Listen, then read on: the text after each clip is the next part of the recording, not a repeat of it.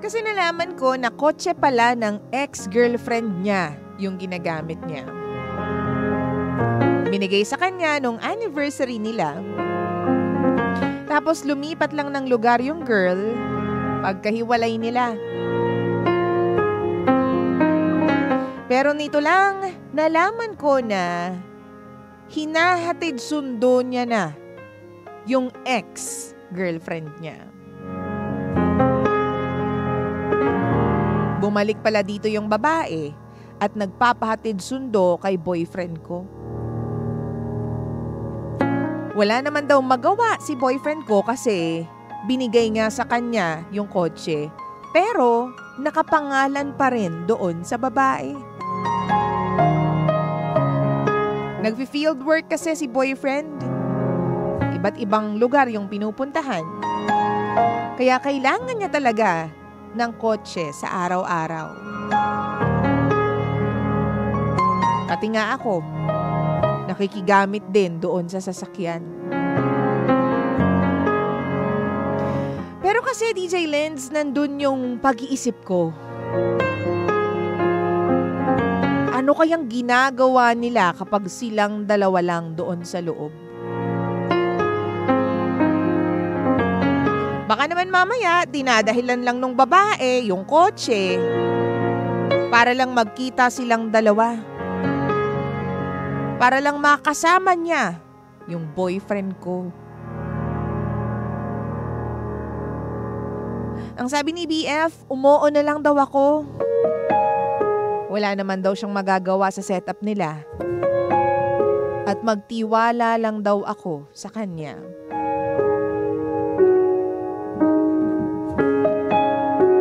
Paano naman DJ Lindsay kung yung girl, yung hindi ko magawang pagkatiwalaan? Paano kung dinadahilan lang din pala ng boyfriend ko yung kotse para magkasama silang dalawa nung ex niya? Alam mo, DJ Lindsay, naguguluhan na ako sa sitwasyon namin. Para sa iba, siguro, mababaw tong problema ko. Pero sobrang lungkot po. Di ko alam kung masaya ba yung boyfriend ko kapag nagkikita sila nung ex niya. Di ko alam kung may pag-asa pa ba silang magkabalikan. Ano ba talagang papel ko sa relasyon na to?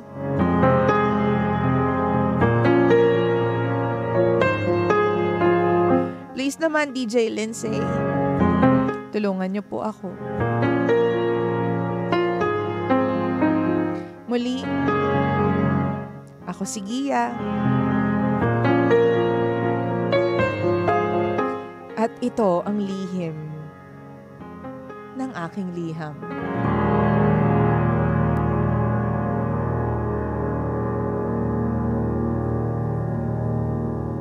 Lihim ng liham.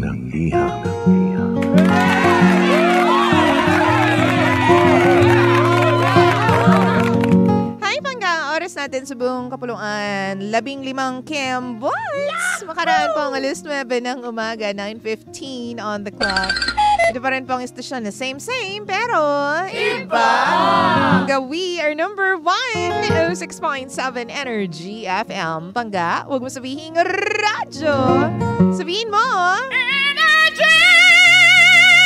Gandang umaga sa lahat po ng mga nandyan sa South. Oo, sa Batangas area daw, sabi ng nanay ko po, talaga namang sobrang lakas daw po ng hangin doon. Yung mga orchids niya daw, tinangay ng lahat.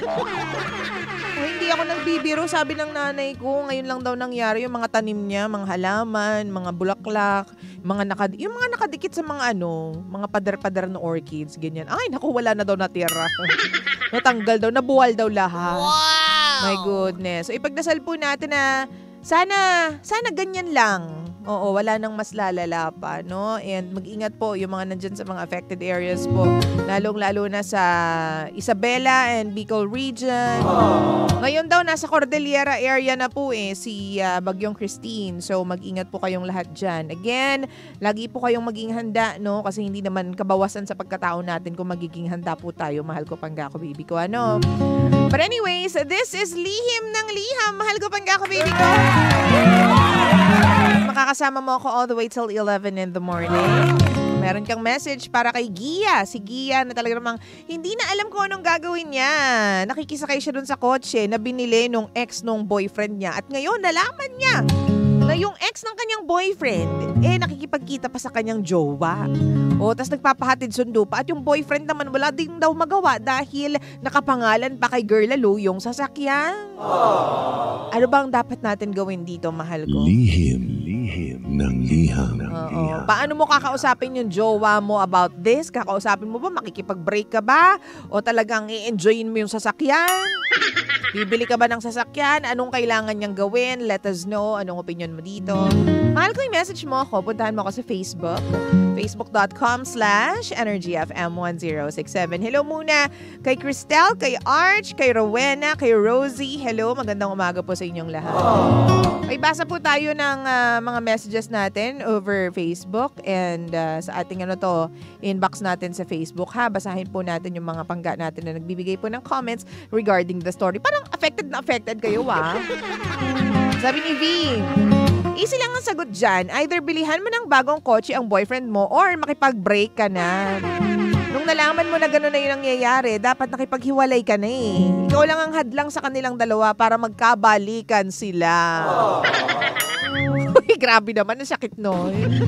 Sabi naman ni Angeli, simple lang ang solusyon sa problema mo. Ibalik nyo na yung kotse ng babae at magtiis kayo na mag-commute o bumili kayo ng sarili nyong sasakyan. Sabi naman ni Angela, sign na yan, te. Ayaw mo lang tanggapin. Ikaw pang sinabihan na umuo at magtiwala Diyan nagsisimula yung cheating, my goodness. Oo, yung instinct mo na nagsasabi sa'yo na may mali, pero deny ka pa rin ng deny. Hay nako, nakakayamot ka, ate. Ikaw na lang ang hadlang sa love story nila. Hindi mo ba napapansin? Babae ka rin. Alam mo yung galawan na ganyang ginagawa ni girl sa ex-boyfriend. Ay, sa current boyfriend mo pala. Wow!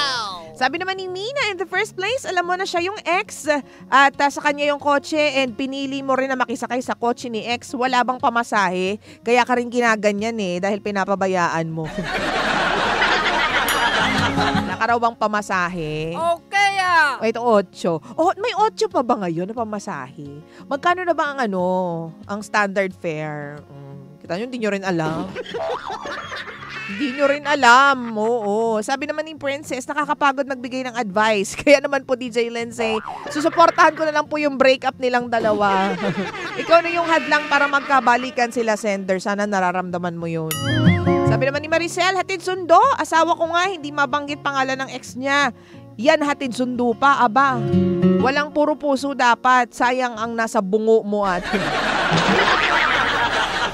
Classic talaga. Sayang naman daw yung nasa loob ng bungo mo. Sabi ni Zab, ipabalik mo na yung kotse sa ex-girlfriend. Kung ayaw ng boyfriend mo ibalik, magpalit ka na lang ng jowa.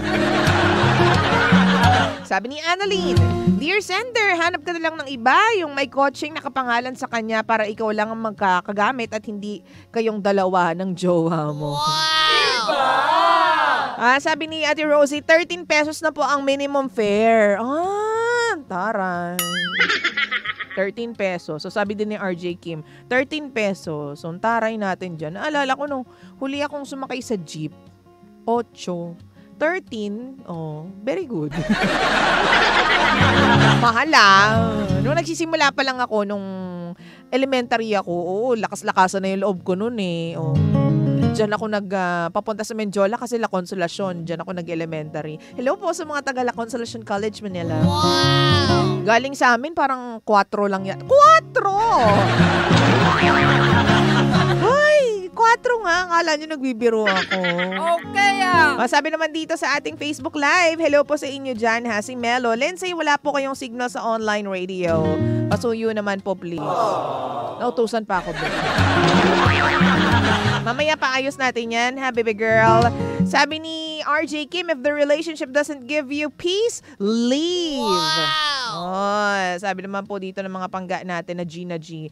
O ba't parang affected na affected kayo dito? Sabi ni Rosie, naku teka, usapin mo yung boyfriend mo. Baka pinag-aaksayahan pa niya ng oras yung ex niya. Panigurado may pagtingin pa siya. Hanggat maaga, gawa na kayo ng aksyon. Ex talaga ang kapal, hanap ka na lang ng ibang driver. Sabi naman ni, sino pa yun ang dito? Si Arch. Sabi ni Arch dito, well, possession is 9/10 of the law. Technically, si ex ang may-ari ng sasakyan. Nakakaloka nga naman ang ganyang setup. Kung talagang napapraning ka sa kakaisip, draw the line and ask your jowa to return the car. Kung ayaw, edi sila na lang.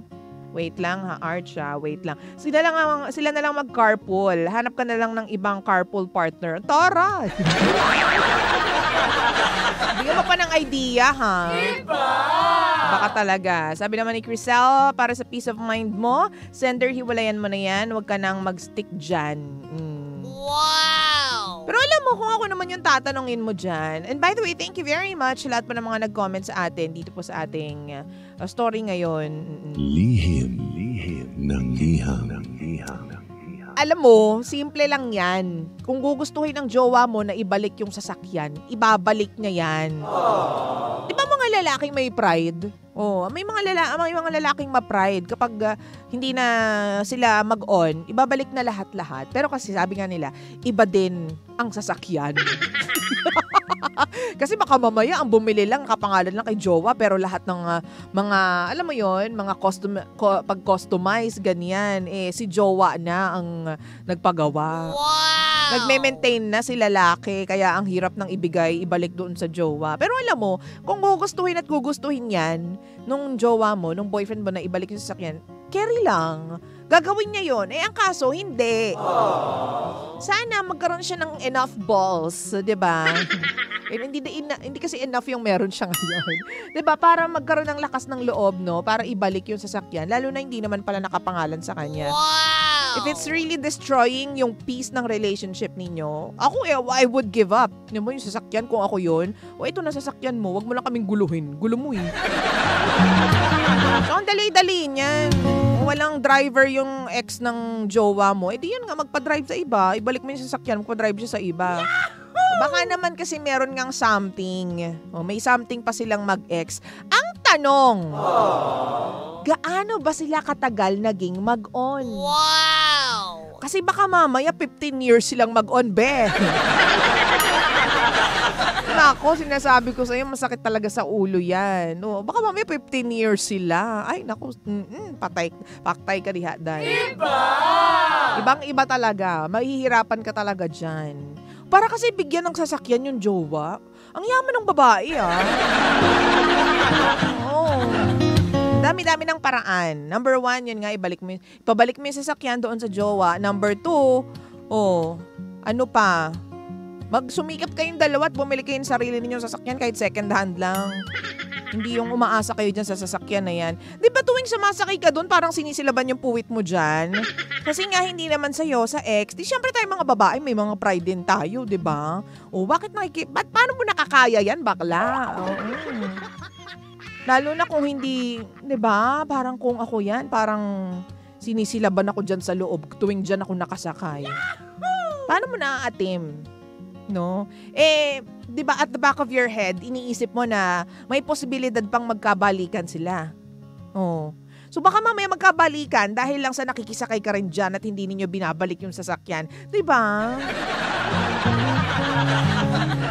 Yun. So, if it's destroying your peace, your relationship, then dapat mag-decide na yung jowa mo. Ipagtapat mo sa kanya na jowa, para Mami Oni lang. Jowa, hindi ako natutuwa na meron kang dinadrive na, meron nga tayong sasakyan, pero nakapangalan naman sa ex mo. Tapos yung ex mo hatid sundo mo. Sino ba ako dito? Wala ka bang jowa? O wala ka bang current jowa? Wow! Nasasaktan ako eh. Actually, nababastusan ako sa inyong dalawa. Medyo nakakabastos lang na may girlfriend ka, tapos may hinahatid mo yung ex-jowa mo, yung ex-girlfriend mo. Diba? Hindi ako mapakali. Diba? Sabihin mo sa kanya, hindi ako mapakali. Feeling ko, anytime mawawala ka sa akin. Anytime iiwan mo ako, anytime magkakabalikan kayong dalawa. Now, for my peace of mind, baka naman pwede mong ibalik na yung sasakyan.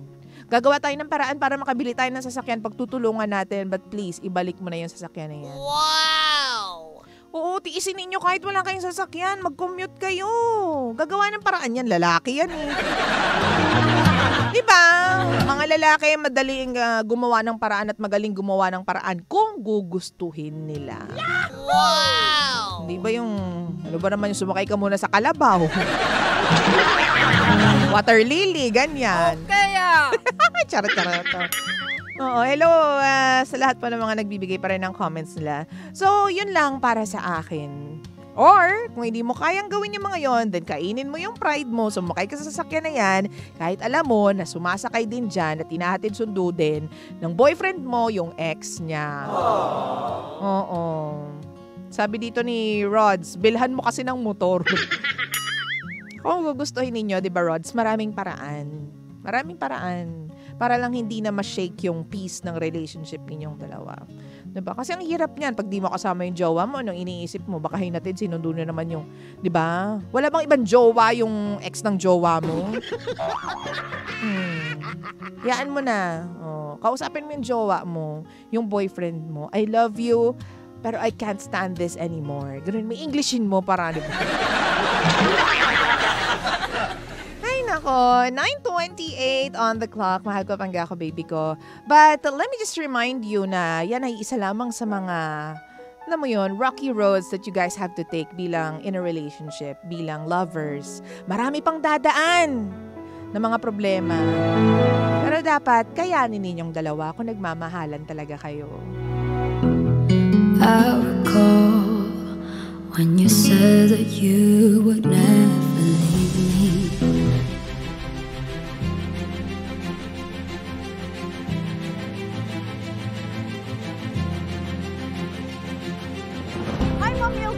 Good afternoon. So you're Mildred Harrison? Yes, I am. So kumusta? Nag-enjoy ba kayo sa Barrio Fiesta in Glasgow? Definitely. Ma'am, kumusta? Ano ay yung work niyo rito sa Scotland? I work with a company, it's a mortgage broker company. My job is to liaise with the solicitors, the client, to make sure there will be a completion date for their mortgage. Stressful ba siya? Is there any challenge?